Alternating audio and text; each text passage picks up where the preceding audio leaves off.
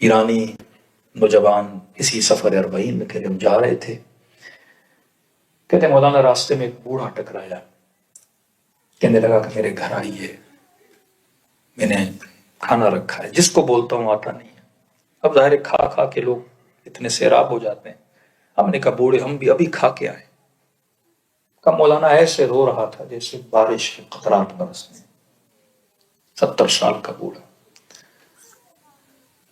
کہ خدا کا واسطہ میرے سفرے پہ آؤ، نہیں آؤ گے تو مجھے ایسے لگے گا کہ حسین مجھ سے راضی نہیں ہے۔ فرماتے جب دعوت دینے والوں کو بلاؤ نا تو یہ سوچا کرو امام حسین تجھے دعوت دے رہے ہیں۔ کہتے ہم نے کہا 2 لقمے لگائیں گے اور جائیں گے۔ کہا جاؤ، کہا مجھے گھر میں گھر لے گیا، بیٹھا پاؤں سے جورابیں اتارنے لگا، پاؤں دبانے لگا۔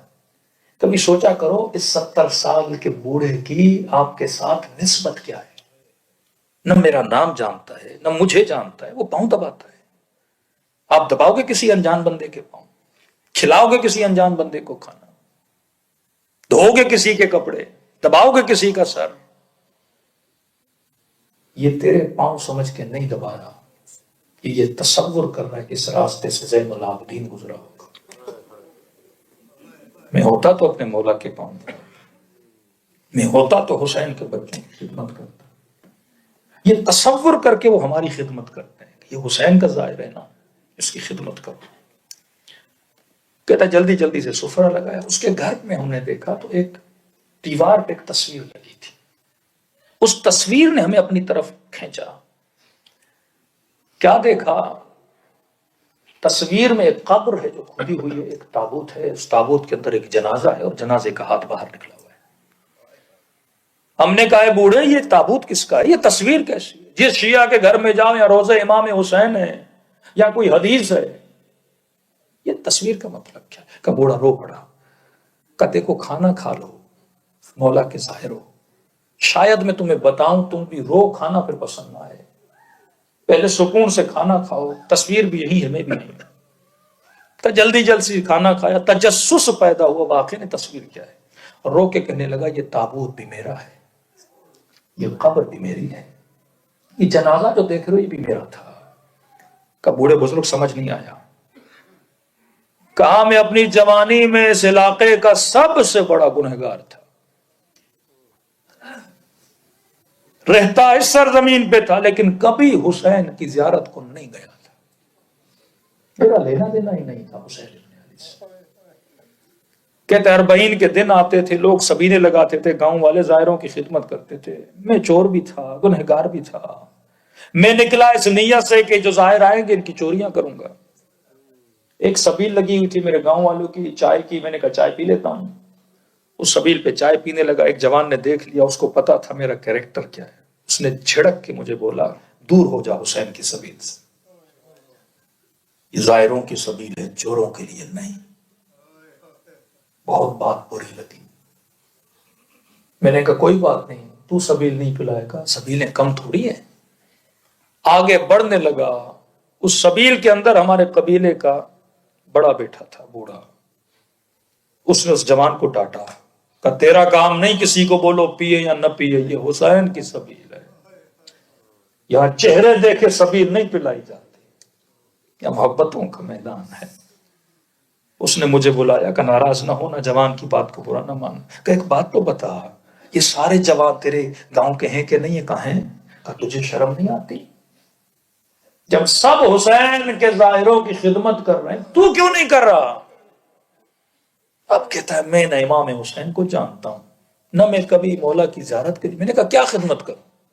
کہ دیکھ چائے کی سبیل بنا رہے ہیں، چینی ختم ہو گئی ہے، چینی لے کر آ۔ کہتا ہے گیا دکان پہ چینی لینے، 2 کلو چینی لی، واپس آیا، دل میں یہ بولا کہ اب اس سبیل سے چائے نہیں پیوں گا۔ اس نے مجھے ٹوکا تھا، روکا تھا، راستے میں دوسری سبیل آئی، وہاں پہ رکا اور جو 2 کلو چینی تھی اس سبیل کی ٹیبل پہ رکھی اور چائے پینے لگا۔ ان سبیل والوں نے سمجھا کہ چینی ان کے لیے لے کر آیا ہوں، انہوں نے کہا شکریہ آپ کا کہ آپ مولا کی سبیل کے لیے چینی لے کر آئے، اور انہوں نے چینی اپنی چائے میں ملا دی۔ میں نے چائے پی، پھر دکان کی طرف گیا 2 کلو چینی لینے، کہ جس نے بولا تھا اس کے لیے تو لے جاؤ۔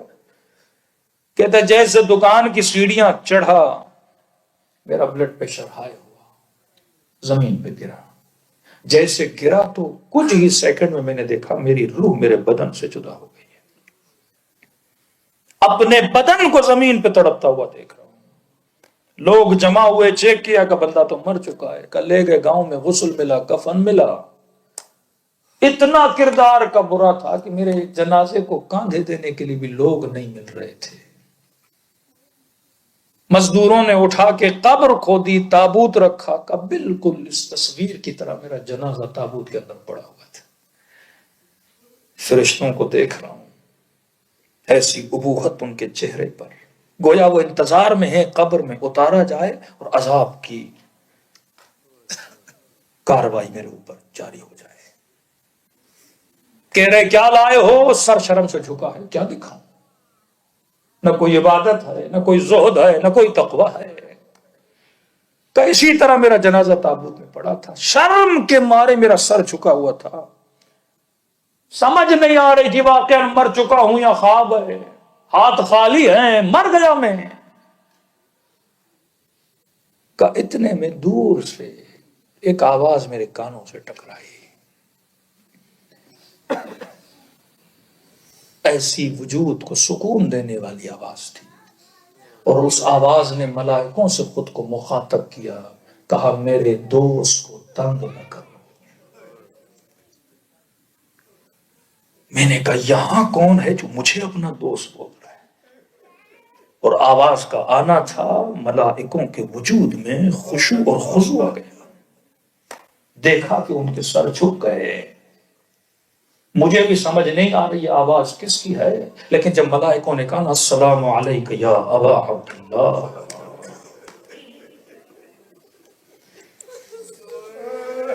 کا وجود میں عجیب سی کپکپاہٹ سی تاری ہو گئی۔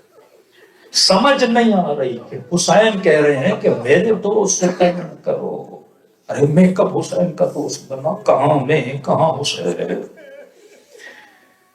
کب پہلی مرتبہ زندگی میں حسین کے چہرے پہ نگاہ پڑی، کہتے وہ چہرہ ہی ایسا ہے کہ بندہ دیکھ لے، کبھی دل ہی نہیں کرتا اس امام کو کوئی تکلیف دے۔ ملائکوں کو کہا کہ میرے دوست کو تنگ کیوں کرے؟ انہوں نے کہا مولا یہ اور آپ کا دوست، یہ دیکھیے اس کا نام اعمال، یہ دیکھیے اس کا کردار، کہ اگر میرا دوست نہ ہوتا میری سبیل کے لیے 2 کلو چینی نہ دیتا۔ یہ سمجھتے ہو نا امام حسین کی مجلس میں تھوڑا بہت پارٹیسپیٹ کرتے ہو، کوئی کاؤنٹیبل نہیں ہے، ذرہ ذرہ کاؤنٹیبل ہے۔ اس مومن کو جزا دی گئی کہ مولا اس نے تو آپ کی نیاز بھی نہیں کی تھی، کہ نہیں، جو نیاز کی دیگ چڑھی تھی اس کے نیچے جو لکڑیاں رکھی تھی وہ اس نے لا کے رکھی، کہ میری سبیل پہ 2 کلو چینی دی تھی۔ کہ مولا 2 کلو چینی کا کیا کریں گے؟ فرمایا اس 2 کلو چینی کے اندر جتنے چینی کے دانے ہیں، ہر دانے کے عوض اس کی ایک برائی کو کم کیا جائے۔